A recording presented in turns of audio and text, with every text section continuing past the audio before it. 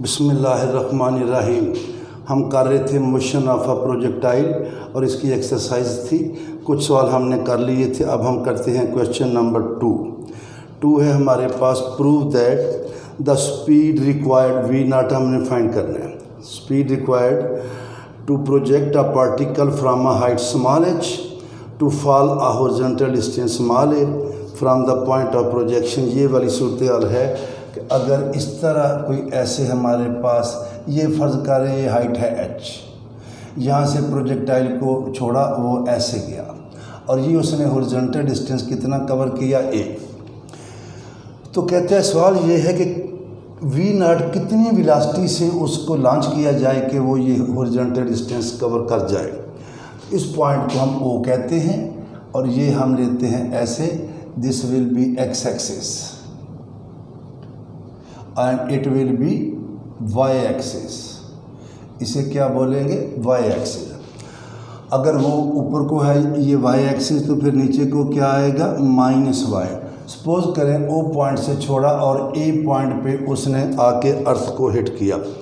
Prove that speed required to project a particle from to distance A from the point of projection.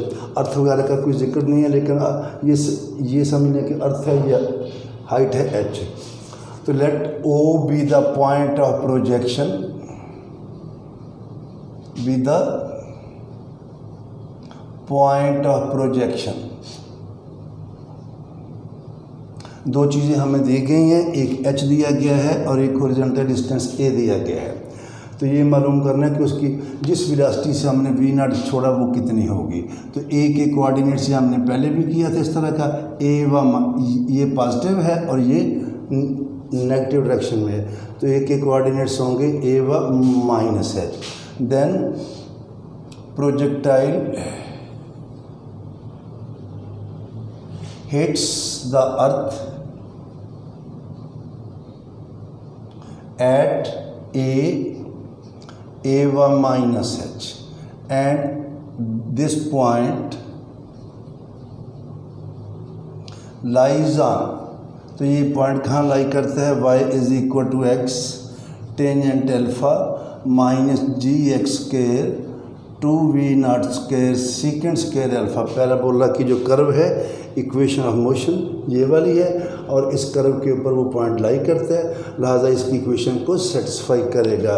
तो it implies that y की जगह पे -h आएगा और x की जगह पे आएगा a टेंजेंट अल्फा माइनस जी, यहाँ भी ये, और v not square secant square alpha.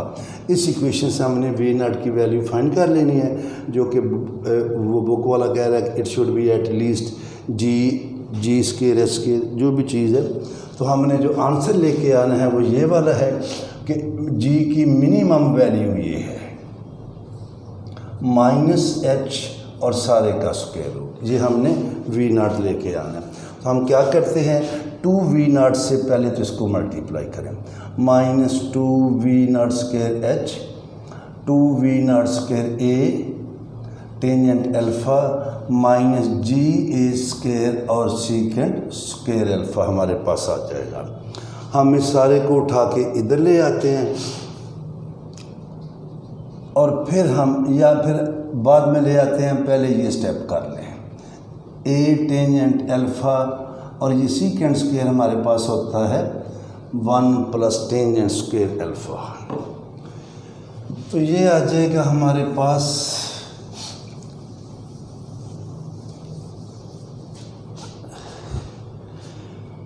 ये इससे मल्टीप्लाई हो जाएगा -2v not square h 2v not square a tangent alpha minus g a square और g a square tangent square alpha. अब राइट साइड पे जितनी भी वैल्यूज़ हैं इनको उठा के लेफ़्ट साइड पे ले आते हैं। पहले मैं लिखूँगा g a square tangent square alpha, फिर मैं ये लिख लेता हूँ -2v not square v not square h फिर आएगा ये प्लस जी ए स्क्वायर और minus 2 v not square a tangent of alpha is equal to 0। अब इसको अरेंज करते हैं with respect to tan alpha. Tan alpha के लिहाज से ये क्वाड्रेटिक है। इसे करते हैं g a square tangent square alpha minus 2 v not square a tangent alpha plus g a square minus 2 v, ये मैंने ब्रैकेट भी डाल ली, लगाने लगाए नहीं लगाने ना लगाए। ये है टेंजेंट अल्फ़ा में quadratic. For real value of a की हमें एक्चुअल या for actual motion real value of a tangent alpha should have real value, बल्कि शुरू में लिखना था, अब लिख लें because BEC because above equation is quadratic in tan alpha। और tan अल्फ़ा की रियल वैल्यू फर्स्ट ईयर में हमने पढ़े, रियल रूट्स होते हैं जब डिस्क्रिमिनेंट लेस देन 0 ना हो या इक्वल टू 0 हो या ग्रेटर देन 0 हो। And for real values of tangent alpha b square minus 4AC greater than are equal to 0। What is b? Tan alpha के साथ ये आएगा minus 2 v not square a इसका स्क्वायर माइनस 4A कितना है g a square और C कितना है g a square minus 2 v naught h, this is equal to 0। और ये देखें, ये मैं एक जो है वो गलती ढूंढ रहा हूँ। ये है हमारे पास वी नॉट का स्क्वायर और इधर हमने लिखा है माइनस 2 वी नॉट, ये वी नॉट है तो यहाँ भी वी नॉट का स्क्वायर है और यहाँ भी इसका स्क्वायर है। तो ये हमारे पास आ जाएगा 4 वी नॉट की power 4A square minus 4G A square g a square minus 2 v not square, ये greater than are equal to 0। और इसको हम क्या करेंगे, 4A स्क्वायर इधर भी आ रहा है, 4A स्क्वायर इधर भी आ रहा है, 4A स्क्वायर से हम इसको डिवाइड कर देंगे। किससे डिवाइड करेंगे? 4A स्क्वायर से। जब इसको 4A स्क्वायर से डिवाइड करेंगे तो हमारे पास आ जाएगा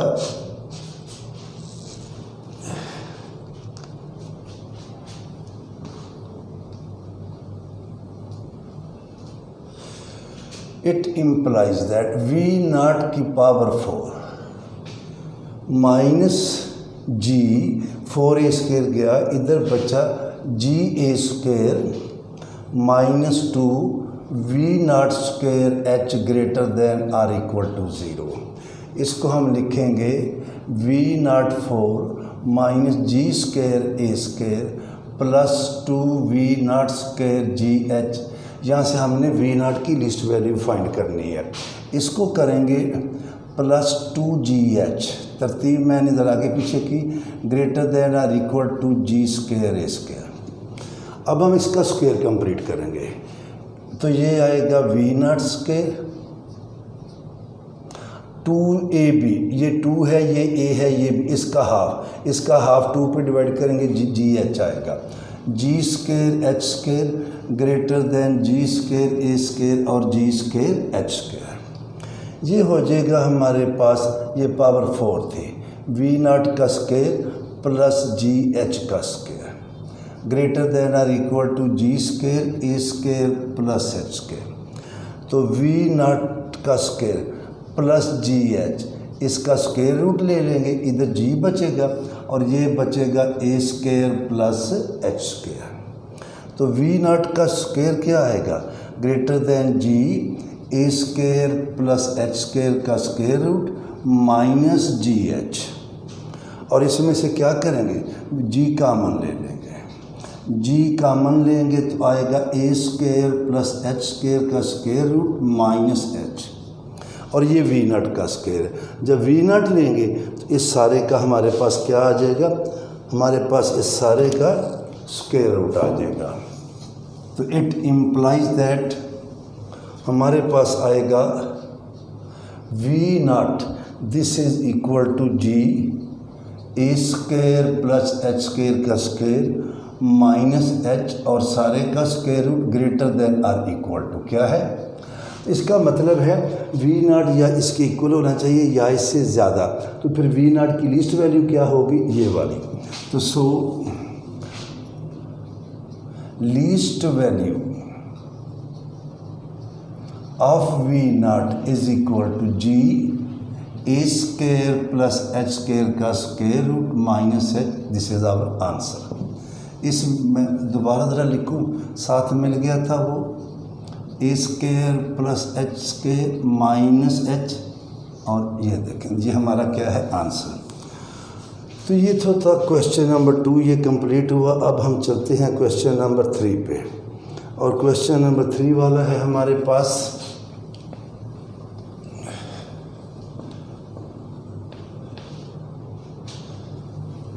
तो बोर्ड सारा खराब हो गया।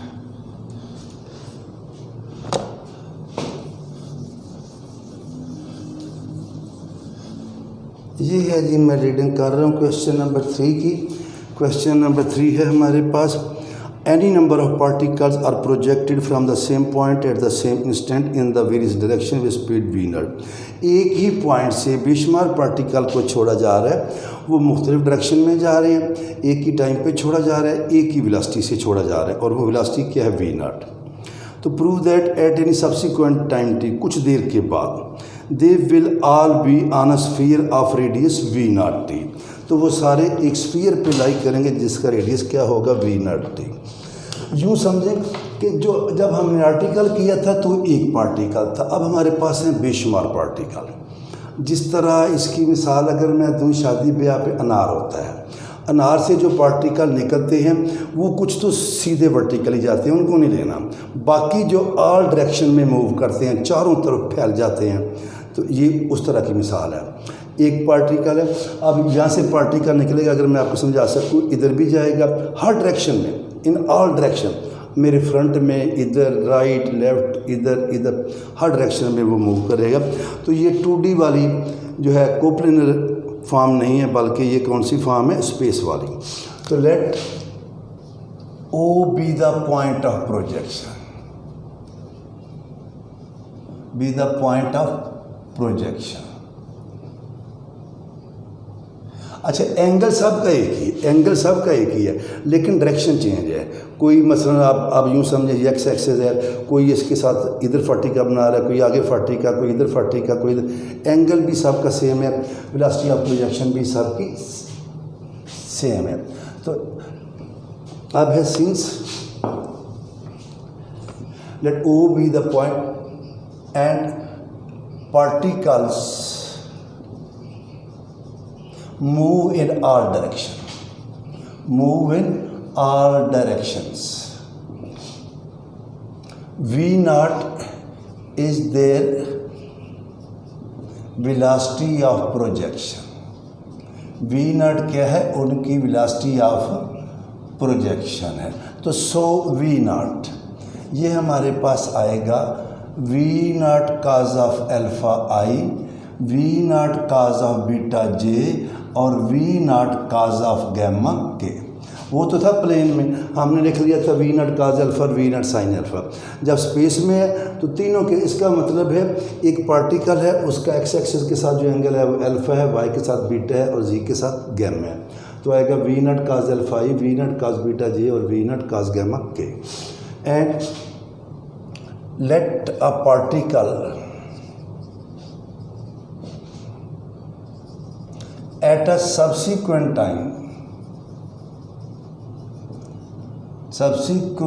time t is at p और इसके कोऑर्डिनेट है x, y और z, such that r vector OP ये आएगा x i, y j और z के। बिल्कुल सेम है जैसा हमने आर्टिकल किया था, लेकिन उसमें ये दो चीज़ें थी, इसमें ये तीन चीज़ें। अब द ओनली फोर्स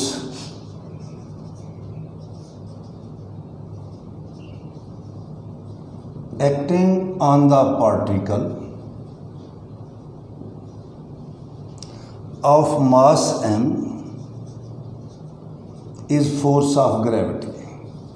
तो जो कौन सी फोर्स एक्ट कर रही है? Force of gravity vertically downward. Then ये देखिए हमारे पास है F is equal to ma, और ये जो उसके ऊपर फोर्स एक्ट कर रही है अर्थ की वो है mg, और चूंकि नीचे वाली डायरेक्शन में है तो -j, और ये क्या आ जाएगा m d2r by dt square. ऐसे m से m कट जाएगा और इसे लिखेंगे d2r by dt square is equal to -gj। इसको करेंगे integrate with respect to t, एक डेरिवेटिव कम हो जाएगा dr बाई dt। इधर कोई नहीं है, ये कांस्टेंट है, ये यूनिट वेक्टर है, तो ये आएगा -gtj प्लस एक कांस्टेंट a। ये वेक्टर तो कांस्टेंट भी वेक्टर होगा, और dr बाई dt क्या है? वेलोसिटी। अब इसकी वैल्यू निकालनी है by initial condition at t is equal to 0। जब पार्टिकल को छोड़ा गया तो ये जो dr बाई dt थी ये कितनी थी? v0। ये कितनी थी? v0। तो इसका मतलब है ये हमारे पास आ गया v0, ये 0 और प्लस a, तो a वेक्टर कितना आया? v0। इसको यहाँ पुट कर देंगे a की जगह पे, तो हमारे पास आ जाएगा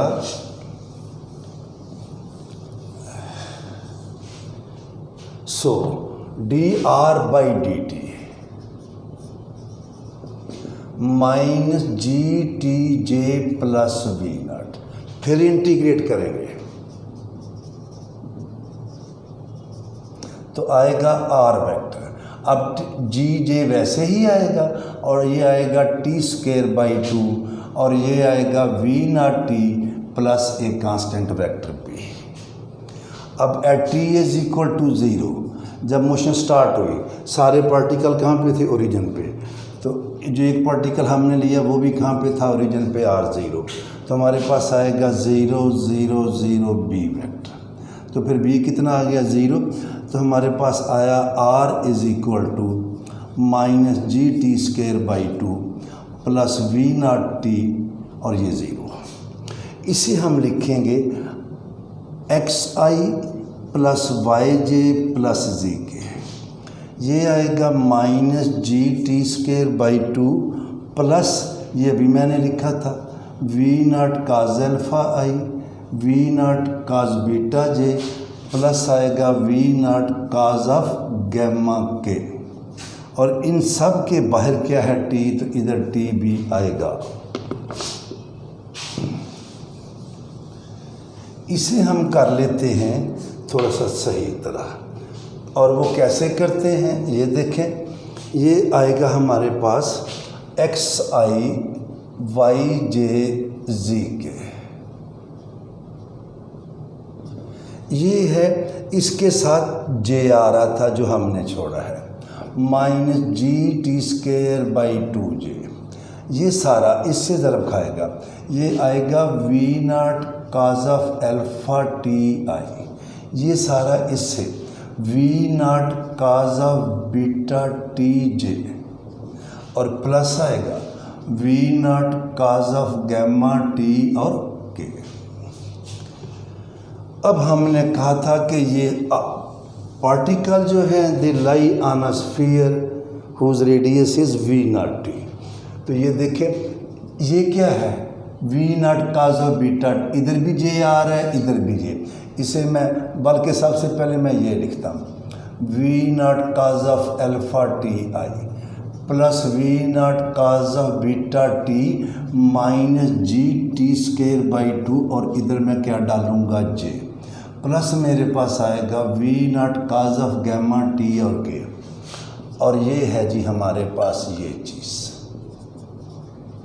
अब क्या करेंगे? कंपेयर करेंगे। जब आप इनको कंपेयर करेंगे तो x किसके इक्वल आएगा? v0 cos of alpha t. x क्या आ रहा है? v0 cos of alpha T.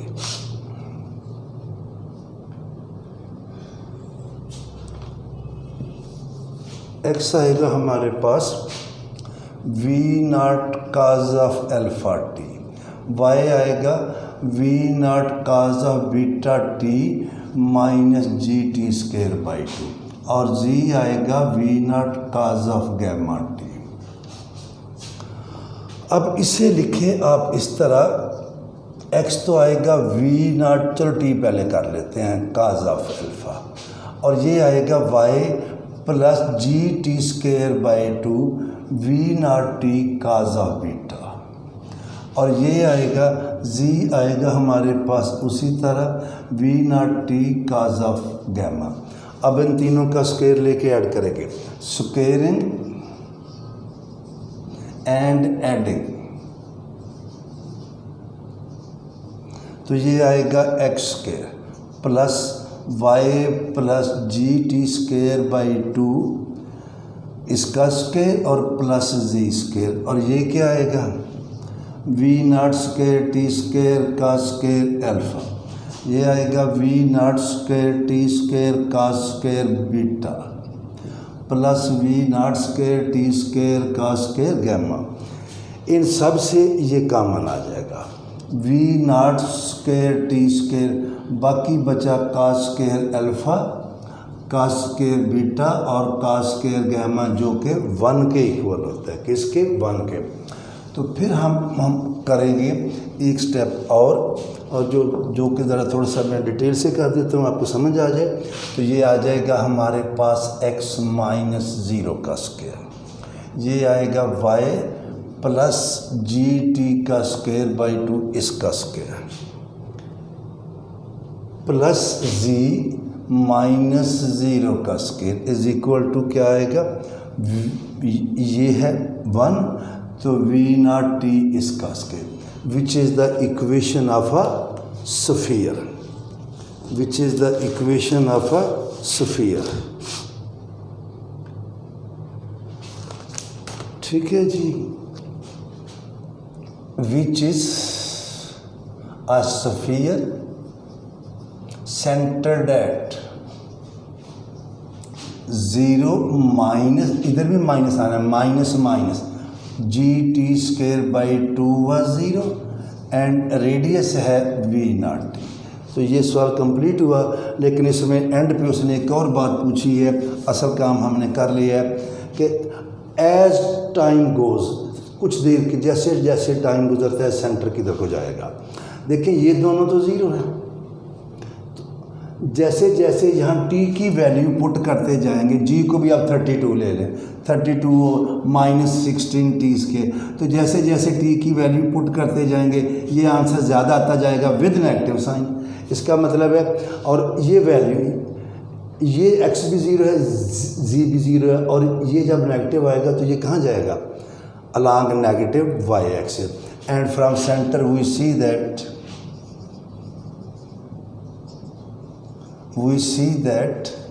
भाई जब नेगेटिव एक्सिस पे जाएंगे तो शुरू में कोऑर्डिनेट आएगा 0 माइनस 1 0, फिर आएगा 0 माइनस 2 0, 0 माइनस 3 0, 0 माइनस 5 माइनस 10। तो जैसे जैसे टी जो है ज़्यादा होता जा रहा है, ये वैल्यू ज़्यादा हो रही है विद नेगेटिव साइन, या अगर आपने टोटल बात करनी है तो ये वैल्यू डिक्रीज़ हो रही है, तो डिक्रीज़ हो रही है तो किधर को जाएगी, along negative y axis. From centre we see that as time progresses या goes, center of sphere moves along negative y axis, along negative। कल करेंगे इंशाल्लाह ताला क्वेश्चन नंबर 4 and 5।